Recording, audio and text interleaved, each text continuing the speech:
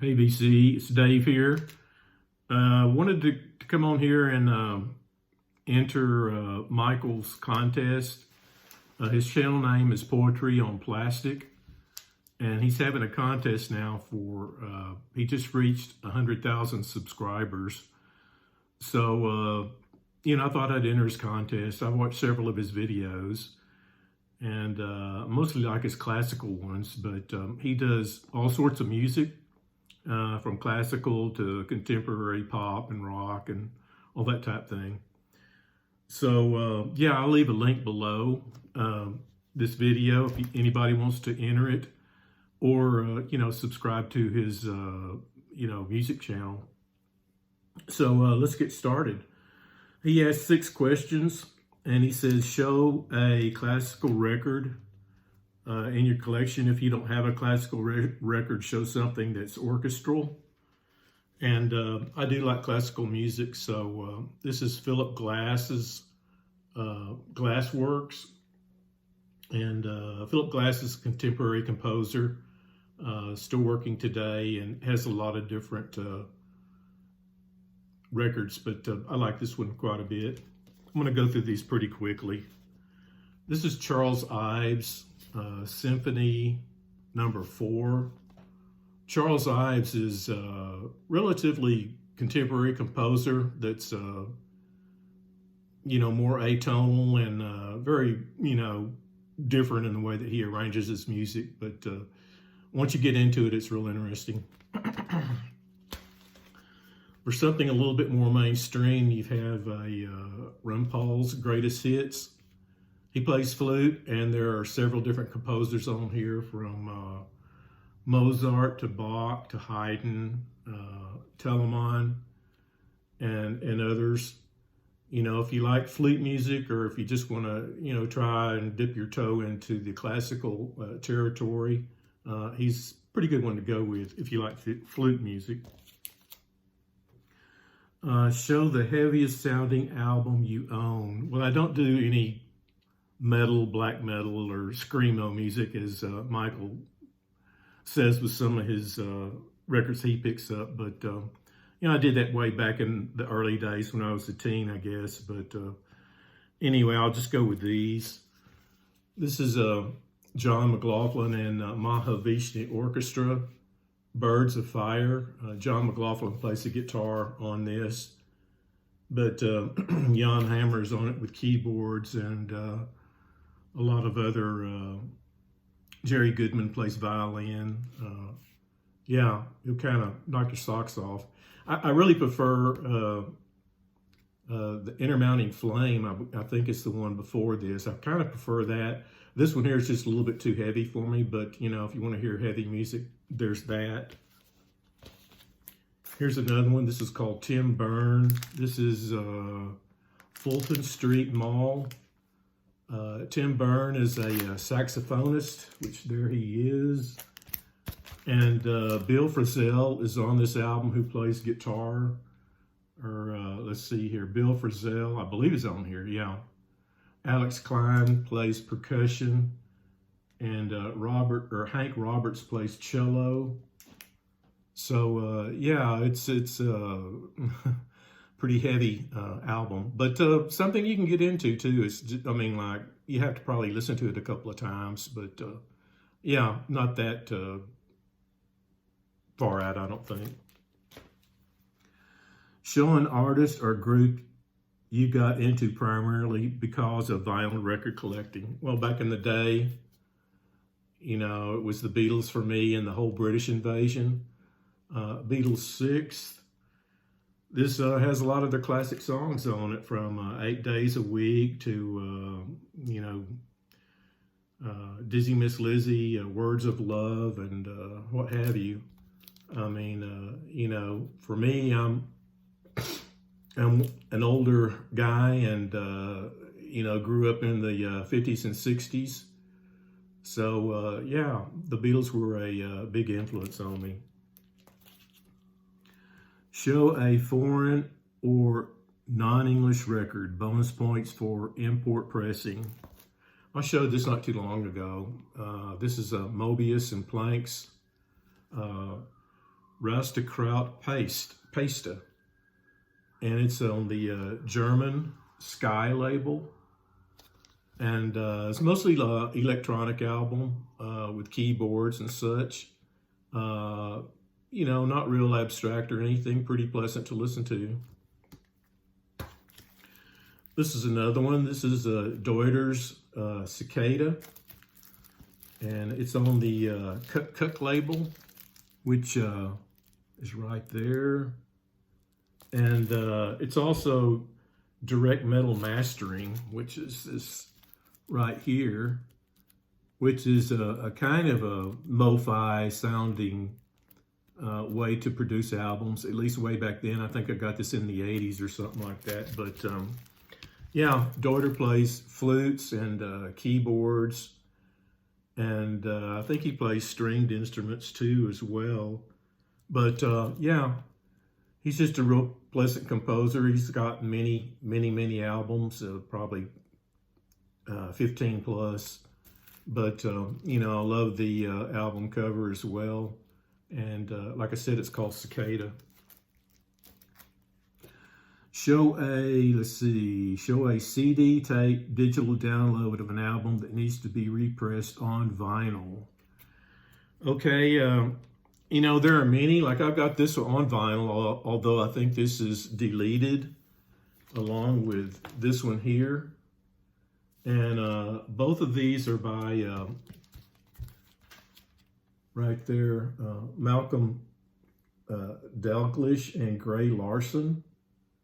One of them is kind of a dulcimer player, and the other one plays flutes. You know, there's flutes, tin whistles, concertina, hammered dulcimer, fiddle, guitars, and pianos, and some vocals on here. And I love the cover on this. It's really neat painting of these people celebrating, you know, the seasons turning into autumn.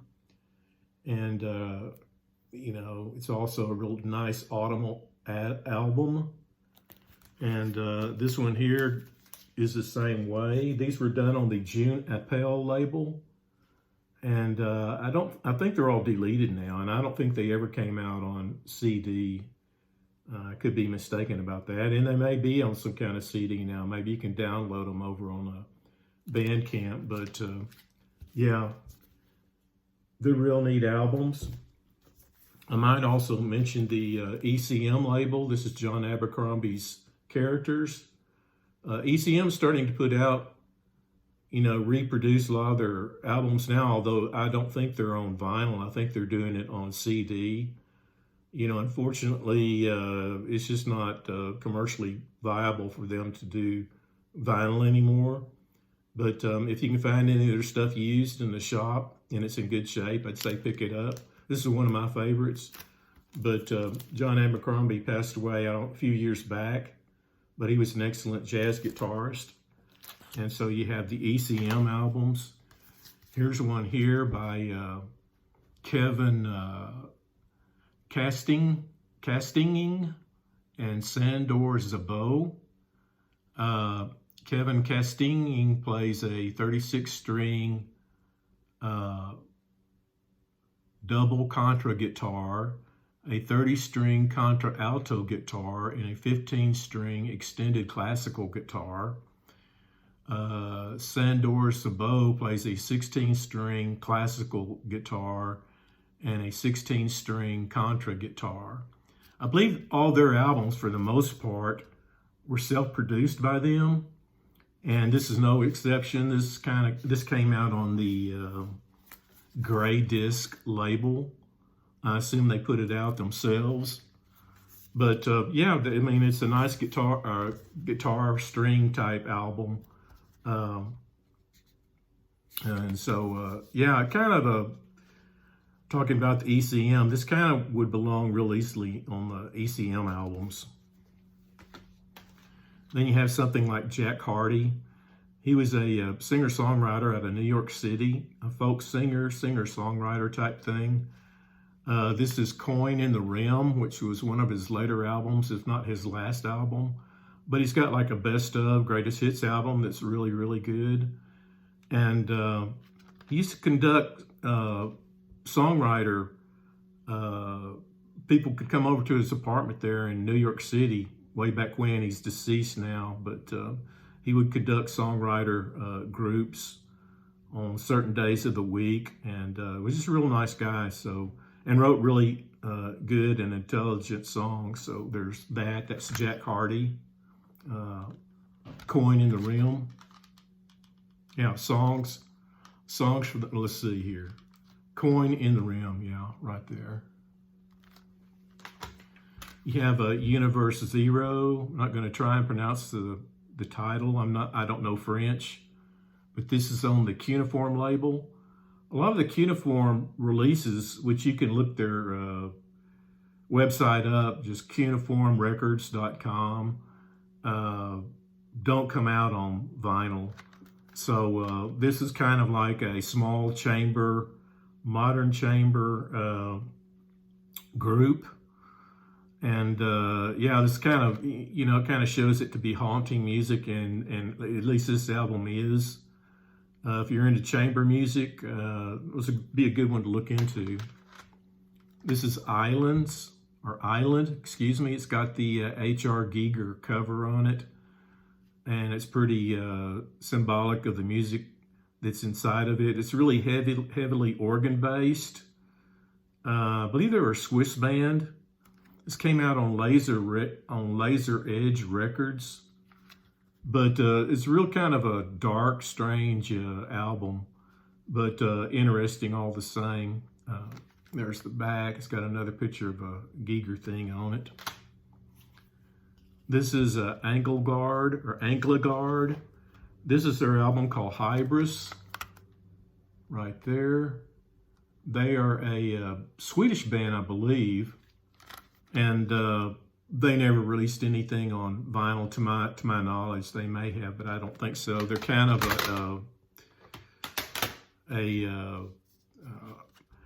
I wouldn't quite say RIO or music, but it's real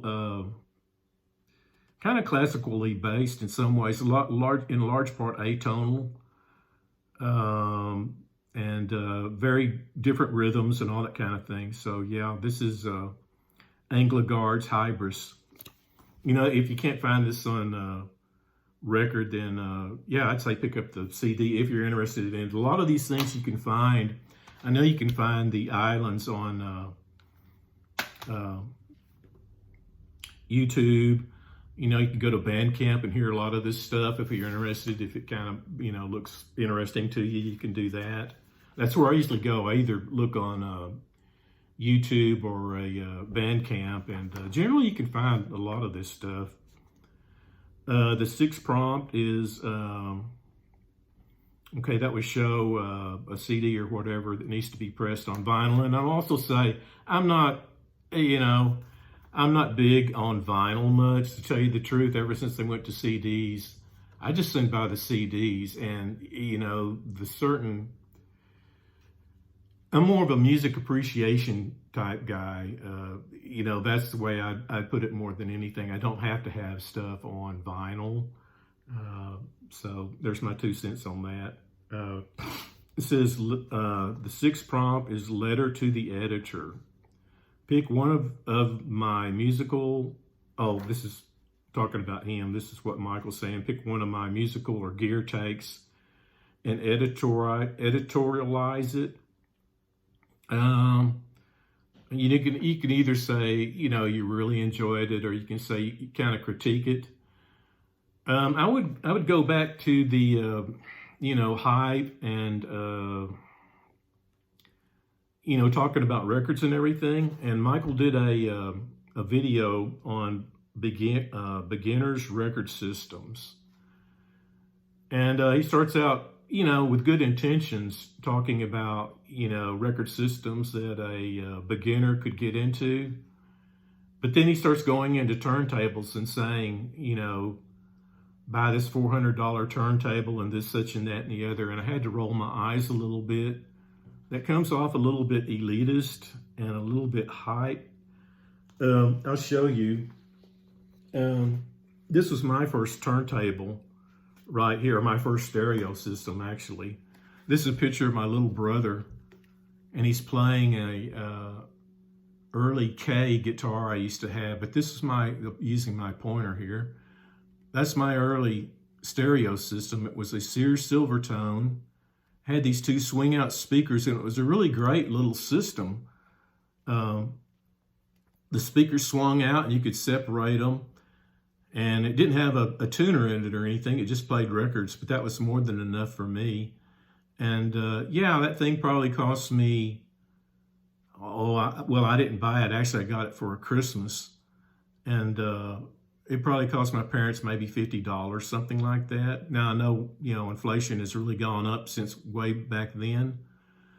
But if you are a, just beginning record collector, I just say go to Amazon. He did say buy stuff new, and I would agree with him there. Go to Amazon and just find a really cheap system. You can find an all-in-one system, excuse me, for around $200 and under, and it'll play cassettes and CDs. And you could get like a guarantee with it. If it doesn't work good, you can send it back. And I would also suggest buying that extra warranty on it. You can get a 2 or 3, generally with Amazon, you can get either a 2-year or a 3-year warranty. I would go ahead and buy that too, because it's not very much, maybe another, $10 at the most. But way back when I first started collecting records, I used that little turntable there for playing all my music. I didn't have any kind of a disc preener.